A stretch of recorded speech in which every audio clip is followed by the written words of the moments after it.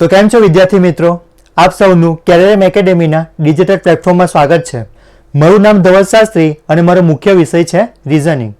તો આજે આપણે સ્ટાર્ટ કરીએ રિઝનિંગમાં ફર્સ્ટ ચેપ્ટર કોડિંગ ડીકોડિંગ, જે એક્ઝામની દ્રષ્ટિએ ખૂબ જ અગત્યનું છે. અવારનવાર બધી એક્ઝામમાં આ ચેપ્ટરમાંથી પ્રશ્ન પૂછાયા જ કરે છે. તો આજના લેક્ચરમાં આપણે શું જોવાનું છે કે કોડિંગ ડીકોડિંગની વિવિધ પેટર્નો અને પેટર્નો પરથી બનતા એક્ઝામ્પલ. તો સ્ટાર્ટ કરીએ. પાયાની સમજૂતી. આખું ચેપ્ટર શેના પર બેઝ છે? તો આખું ચેપ્ટર બેઝ છે આલ્ફાબેટિકલ સિરીઝ, એટલે કે મૂળાક્ષર શ્રેણી. આ બધાને ખ્યાલ છે કે ટોટલ 26 મૂળાક્ષરો છે, તેમાંથી 5 સ્વર છે અને બાકીના 21 છે વ્યંજન. એની વેલ્યુ 1, બીનું 2, સીનું 3. એ પ્રમાણે ટોટલ 26 મૂળાક્ષરમાંથી આપણે પાઠ પાડ્યા છે, 13 ઉપર અને 13 નીચે. તો આગળ જઈએ. ડીનું 4, ઈનું 5. તે પ્રમાણે એમનું થશે 13. હવે એનને આપણે ત્યાંથી ઊંધું લખવાનું છે. એનની વેલ્યુ 14, ઓનું 15, પીનું 16. એ પ્રમાણે આપણે આગળ જતા જઈએ તો ઝેડની વેલ્યુ થશે 26. હવે જે સ્ટુડન્ટને મૂળાક્ષર ઓળખતા આવડી જાય તેના માટે આ ખૂબ જ ઇઝીમાં ઇઝી સરળ છે ચેપ્ટર. તો જોઈએ, આખા ચેપ્ટરમાં 2 જ વસ્તુ છે. આ મૂળાક્ષર શ્રેણીમાં ખાલી 2 જ વસ્તુ આપણે કરવાનું છે. કયું? પહેલું તો છે વધારો અને ઘટાડો. તો ફર્સ્ટ જોઈએ વધારો, કે એમાં આપણે વધારો કેવી રીતે કરવાનું છે. તો એમાં આપણે વધારો કરવો હોય તો આપણે કઈ બાજુ જવું પડે? તો આપણે જવું પડે આ બાજુ. તો એમાં વધારો થશે. તે પ્રમાણે એનમાં વધારો કરવો હોય તો આપણે કઈ બાજુ જવું પડે? આ બાજુ. તો વધારો થશે. એટલે કે એક પેટર્ન આપણી આમ બની, બીજી પેટર્ન આમ. એનો મતલબ થાય કે આ વસ્તુ કેવી રીતે છે જુઓ, આમ સર્કલમાં ફરે છે. એનો મતલબ કે આ ગલાના કાંટાની દિશામાં થઈ ગયું આ પ્રમાણે. એટલે કે વધારો કરવો હોય તો આપણે કઈ બાજુ જવું પડશે? ગલાના કાંટાની દિશામાં. હવે તેના કરતાં ઊંધું ઘટાડો જોઈ લઈએ કે ગમે તે વસ્તુમાં આપણે ઘટાડો કરવો હોય તો કઈ બાજુ જવું પડે? તો સિમ્પલ છે એમ. એમમાં મારે ઘટાડો કરવો હોય તો મારે આ બાજુ જવું પડશે. તે પ્રમાણે ઝેડમાં ઘટાડો કરવો હોય તો મારે આ બાજુ જવું પડશે. તો જો પેટર્ન કેવી રીતે બને છે? આમ અને આમ. એટલે કે આ વસ્તુ શું થઈ ગઈ? એન્ટી ક્લોકવાઇઝ, એટલે કે ગલાના કાંટાની વિરુદ્ધ દિશામાં. તો જોઈ લઈએ, 2 જ વસ્તુ આપણે યાદ રાખવાની છે. વધારો કરવો હોય તો આપણે કઈ બાજુ જવું પડશે? કાંટાની દિશામાં, ગલાના કાંટાની દિશામાં. અને ઘટાડો કરવો હોય તો કઈ બાજુ જવું પડશે? તો ગલાના કાંટાની વિરુદ્ધ દિશામાં. તો એને આપણે એક્ઝામ્પલ દ્વારા સમજીએ. આ પ્રમાણે છે. E+6, એટલે કે ઈમાં આપણે 6 પ્લસ કરવાનું છે. એનો મતલબ કે આપણે ઈને ગણવાનું નથી. આ પ્રમાણે છે. ઈનો નંબર છે 5, તેમાં આપણે +6 કરવાનું છે. એટલે કે આ પ્રમાણે 1, 2, 3, 4, 5 અને 6. એટલે કઈ વેલ્યુ આવશે? K. N+8 વધારો. એનમાં 8 પ્લસ કરવાનું છે. પાછું જોઈએ, એનમાં +8. એનની વેલ્યુ છે 14. એમાં આપણે કરવાનું છે વધારો. એટલે કે આ પ્રમાણે 1, 2, 3, 4, 5, 6, 7 અને 8. એટલે કઈ વેલ્યુ આવશે? V. તે પ્રમાણે આગળ જઈએ. ડબલ્યુમાં 6 પ્લસ કરવાનું છે. ડબલ્યુમાં 6 પ્લસ કરવાનું છે. આ પ્રમાણે W +6, એટલે કે 1, 2, 3. આટલે શ્રેણી ખતમ થઈ ગઈ છે. એનો મતલબ કે આપણે આગળ જવું પડશે. તો આ 4, 5 અને 6. એટલે કઈ વેલ્યુ આવશે? C. વધારો તો બધાને ખ્યાલ જ છે, ગલાના કાંટાની દિશામાં બનશે. હવે જોઈએ ઘટાડો. W-5. W-5 કરવાનું છે આપણે. તો W ક્યાં છે? આ 23 નંબર પર. એમાંથી આપણે શું કરવાનું છે? -5. એ ઘટાડો, એટલે કે આપણે આમ વિરુદ્ધ દિશામાં જવું પડશે. તો આ 1, 2, 3, 4, 5. એટલે વેલ્યુ કઈ આવશે? R. M-7. એમમાંથી આપણે 7 માઇનસ કરવાના છે. તો એમની વેલ્યુ છે 13. એમાંથી -7 કરીએ એટલે કે 1, 2, 3, 4, 5, 6 ને 7. એટલે વેલ્યુ કઈ આવી જશે? એટલે F. D-8. ડીમાંથી આપણે 8 માઇનસ કરવાના છે. તો ડીમાંથી 8 માઇનસ કરીએ તો ડીનો નંબર છે એટલે 4. એમાંથી આપણે 8 માઇનસ કરીએ તો 1, 2, 3. આ 4 5, 6, 7 ને 8 એટલે મારી વેલ્યુ કઈ આવી જશે? V. હવે આમાં આપણી ડાયરેક્ટ પેટર્ન પણ છે કે આપણે મૂળાક્ષર પર ન જઈએ, ડાયરેક્ટ શેના પર જઈએ? આપણે નંબર પર જમ્પ કરીએ. જોઈ લો, નંબર પર ડાયરેક્ટ કેવી રીતે કરવાનું છે? h + 8 h. તો h નો નંબર કયો છે? h નો નંબર છે 8. એનો મતલબ કે 8 માં મારે કેટલા રૂપિયા એડ કરવાના છે? 8. 8 ના 8 કેટલા થશે? 8 ના 8 થશે 16. 16 માં પર કોણ આવશે? p. પતી ગયું. આગળ l + 6. l માં 6 પ્લસ કરવાનું છે તો l નો નંબર જોઈ લઈએ. l નો નંબર કેટલો આવશે? 12. 12 માં કેટલા પ્લસ કરવાના છે? 6. 12 ને 6 18. 18 માં પણ કોણ છે? r. ક્લિયર છે ડાયરેક્ટ પેટર્ન? આગળ v - 12. તો v નો નંબર કયો છે? v નો નંબર છે 22. 22 માંથી કેટલા માઇનસ કરીએ? 12. 22 માંથી 12 માઇનસ કરીએ એટલે 10. 10 માં પણ કોણ આવશે? j. તે પ્રમાણે y - 10. y ની વેલ્યુ કેટલી છે? 25. 25 માંથી કેટલા માઇનસ કરું મેં? 10. 25 માં 10 માઇનસ કરું એટલે કે 15. 15 પર કોણ આવશે? o. આટલું ક્લિયર છે બધાને? પ્લસ અને માઇનસ, વધારો ઘટાડો. હવે જોઈએ કે પેટર્ન કયા ટાઈપની બિલ્ડઅપ થશે, પેટર્ન કેવી રીતે બનશે. તો આખા ચેપ્ટરમાં પેટર્ન વિશે ચર્ચા કરવાની હતી. તો જોઈએ પેટર્ન કઈ કઈ બનશે. તો આ +1 +1 +1 +1. ક્યાં તો આવું પણ થઈ શકે -1 -1 -1 -1 -1. ક્યાં તો પેટર્ન આવી પણ બની શકે 1 2 3 4 5. ક્યાં તો ઊંધું પણ આવી શકते એના કરતા 5 4 3 2 અને 1. ક્યાં તો આવું પણ બની શકते જુઓ કે પહેલી વેલ્યુ અને છેલ્લી વેલ્યુ પ્લસ, વચ્ચેની બધી વેલ્યુ માઇનસ. ક્યાં તો આવું પણ બની શકते જુઓ પેટર્નમાં તો +1 -1 +1 -1 +1 -1 વિરુદ્ધ આ પ્રમાણે. કે તો એક આ પેટર્ન પણ બની શકતી +1 -1 +1 -2 +1 -3. તો આગળ કયું આવશે? +1 -4. કેમ કે જો +1 તો બધામાં સેમ જ છે. બીજા નંબર કેવી રીતે બનતા છે? તો બીજા નંબરમાં છે 1 2 3 અને 4 પૂર્ણાંક સંખ્યા. ખ્યાલ આવ્યો બધાને? તો આગળ જોઈએ, ક્વેશ્ચન જોઈએ એમાં. તો પ્રકાર 1. હવે આખું ચેપ્ટરમાં આપણે 3 સ્ટેપ ફોલો કરવાના છે. 3 સ્ટેપ ફોલો કરે એટલે કોડિંગ ડીકોડિંગનો ગમે તે ક્વેશ્ચન હોય એટલે કે આપણો આન્સર આવી જાય. તો તે 3 સ્ટેપ કયા કયા છે તો તે જોઈ લઈએ. તો પહેલું સ્ટેપ છે આપણું કે આપણે કરવાનું છે સરખામણી, કમ્પેરિઝન કરવાનું છે, સરખામણી કરવાની છે આપણે. બીજું સ્ટેપ છે +1 -1. એ તો અત્યારે જ કર્યું. પ્લસ એટલે વધારો, માઇનસ એટલે ઘટાડો. ત્રીજું સ્ટેપ છે આપણું અડધું, એટલે કે હાફ, અડધી અડધી વસ્તુ કરવાની છે. આ 3 સ્ટેપ ફોલો કરીએ એટલે આપણો આન્સર આવી જાય. તો સ્ટાર્ટ કરીએ પ્રકાર 1. તો ક્વેશ્ચન છે, જો સાંકેતિક ભાષામાં બ્રાઉઝરને RESWORB લખાય તો ટીચરને કઈ રીતે લખાય? આ ક્વેશ્ચન છે, સવાલ બ્રાઉઝર, એનો જવાબ આપેલો છે RESWORB. તેમાં જે પેટર્ન ફોલો થઈ છે તે પેટર્ન આપણે શેમાં ફોલો કરવાની છે? ટીચરમાં. ને આપણે આન્સર લાવવાનો છે. તો જોઈએ.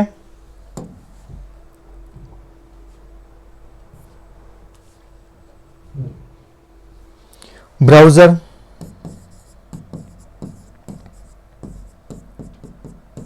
એનો આન્સર છે RESWORB.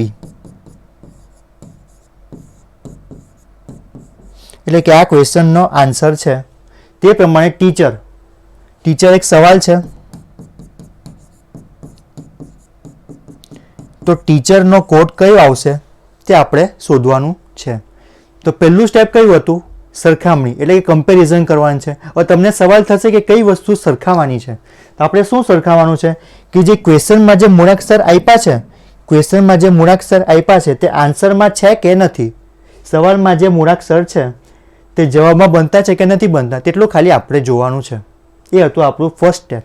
તો જે બી આપ્યો છે, હા બી આપેલો છે, આર પણ છે, ઓ પણ આપેલું જ છે, ડબલ્યુ પણ આપેલું જ છે. હવે ધ્યાનથી જોવા જઈએ તો આમાં પહેલું પર્સન છે તે લાસ્ટ પર જાય છે, ઉપરથી બીજું, નીચેથી બીજું, ઉપરથી ત્રીજું, નીચેથી ત્રીજું.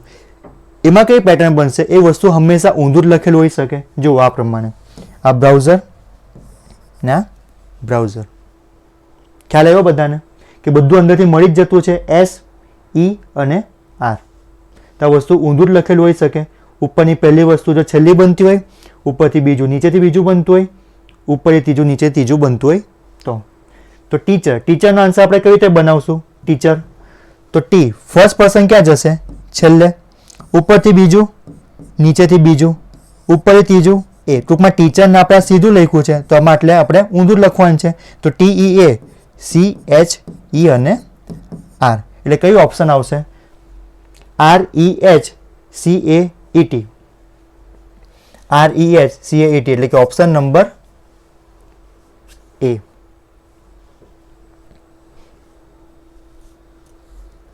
આગળનો ક્વેશ્ચન જોઈએ.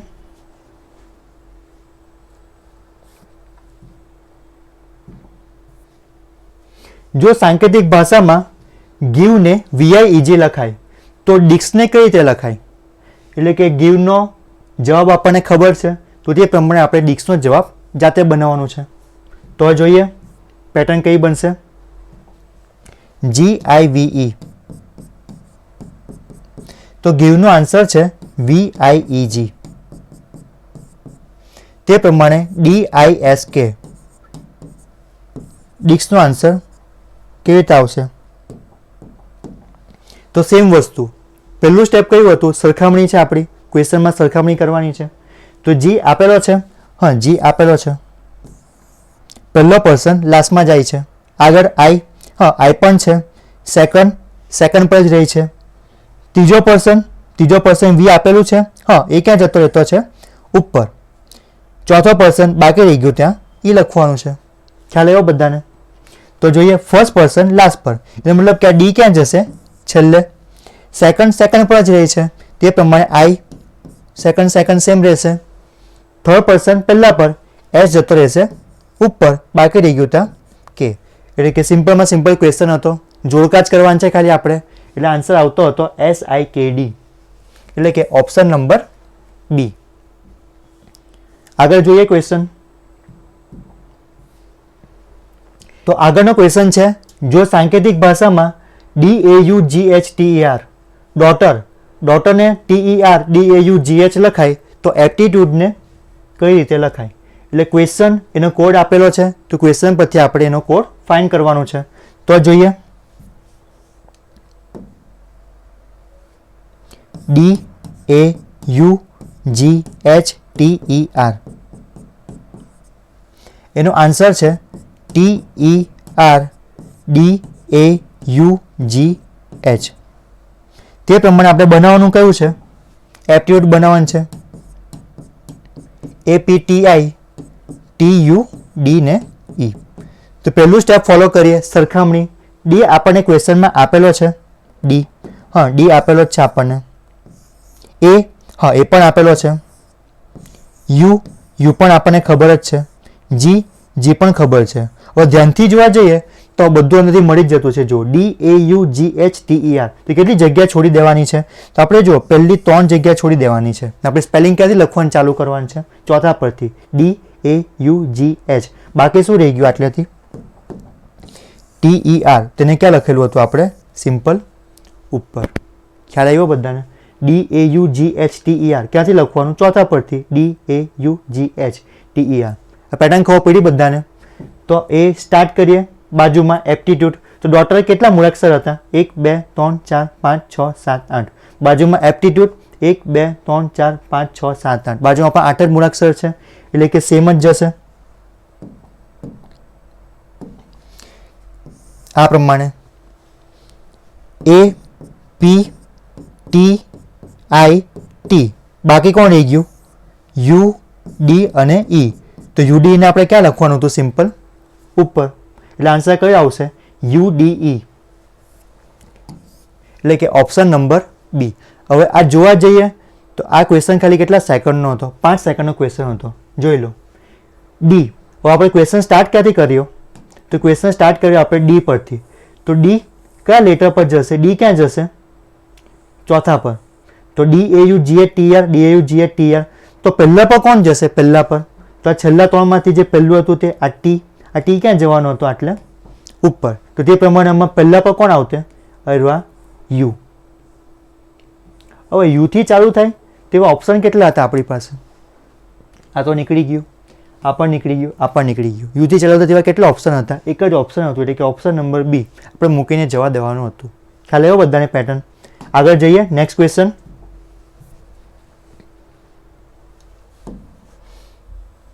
જો સાંકેતિક ભાષામાં કાવેરીને VAKIRE લખાય તો મિઝોરને કઈ રીતે લખાય? કાવેરીનો આન્સર ખબર છે, તેના પરથી આપણે મિઝોર ફાઇન્ડ કરવાનું છે. તો જોઈએ કઈ પેટર્ન બનશે.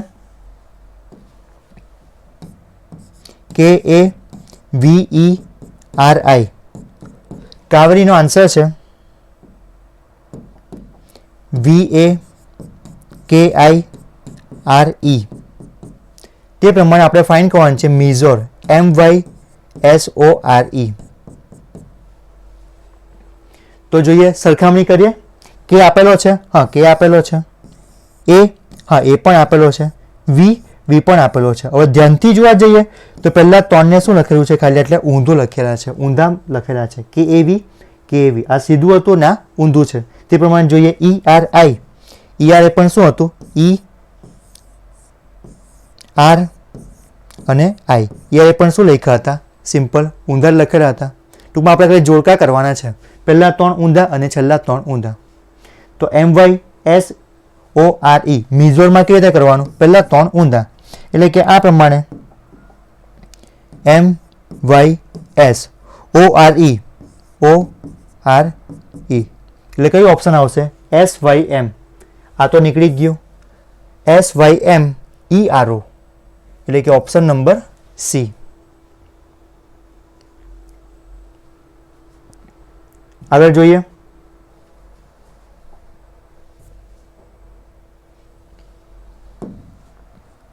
જો સાંકેતિક ભાષામાં પોઇન્ટરને PETNIOR લખાય તો ફ્રેન્ડ્સને કઈ રીતે લખાય? એટલે કે પોઇન્ટરનો આન્સર આપણને ખબર છે, તેના પરથી આપણે કયું બનાવવાનું છે? ફ્રેન્ડ્સ બનાવવાનું છે. તો જોઈએ કઈ પેટર્ન આવશે. POINTER. તેનું થતું હતું PETNIOR.